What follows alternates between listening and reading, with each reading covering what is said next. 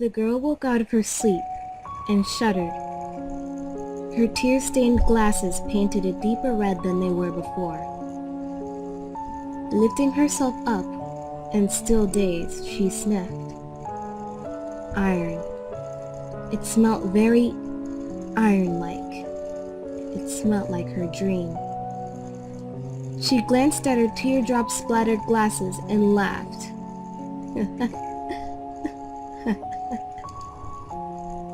Cocking her head to the side and losing her previous smile, she encountered a thought.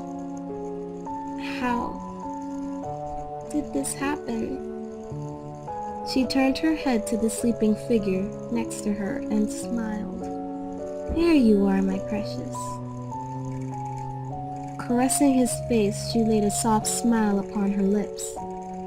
Remember what you told me at the bar last night? That you promise you'll take care of me till darling returns? The figure gave no response.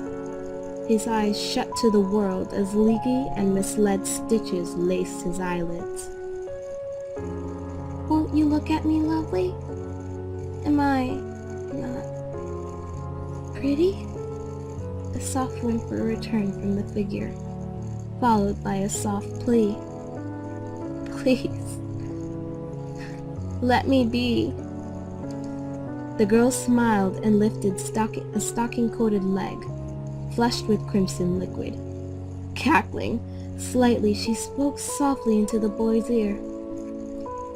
You promised.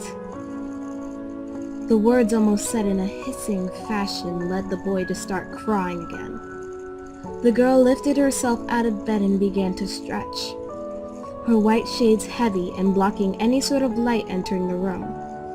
Her eyes were currently a gray and scarlet color, that of which only occurs in a time of hunger.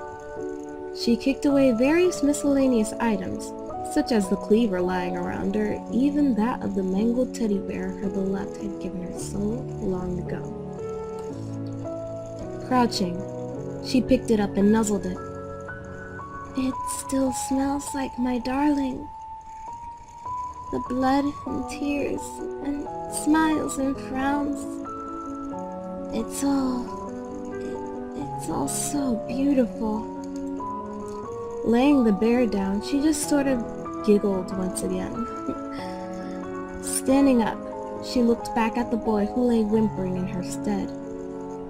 Her slender figure, a trap to find more prey, more humble people for her to have help her with her tiring processions. Her smile, her frown, and her eyes, all gateways of getting what she wants. Her weeping voice, the ticket to getting her what she wished, and that was only that of a temporary lover, someone to get her by, to fulfill her current hunger, if only for a short period of time. Walking out of that dark room, a smell of post-mortem erupted. I forgot to clean up again. Stepping past stitches and ripped shirts, and the stench of sweat and iron once again. Walking down the creaking stairs, she hummed to the sound of breaking floorboards, the chill blowing throughout her bare body that is only merely covered by a dress shirt and lace underwear. She hummed the melody and only rarely sang the lyrics.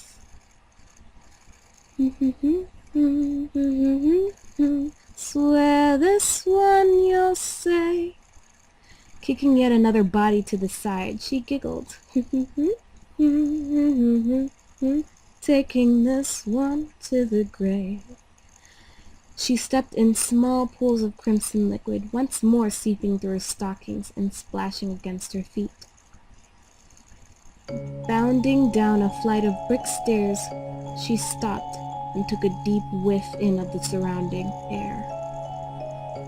Holding it in and letting it out with a pleasured sigh and a hint of a moan, she whispered one word. Beautiful. Dancing her way down the dark stairs, she took a look at the various people. awaiting her to ravish the cold bodies that they had soon encountered. Whose turn is it? They all struggled to stay still, but her trained ears noticed the slightest struggle of a clanging shackle. Ha! You are alive, silly boy. Please, don't try to fool me. She went back to humming as she danced toward him politely, the dress shirt ominously waving in the chill of the cold basement.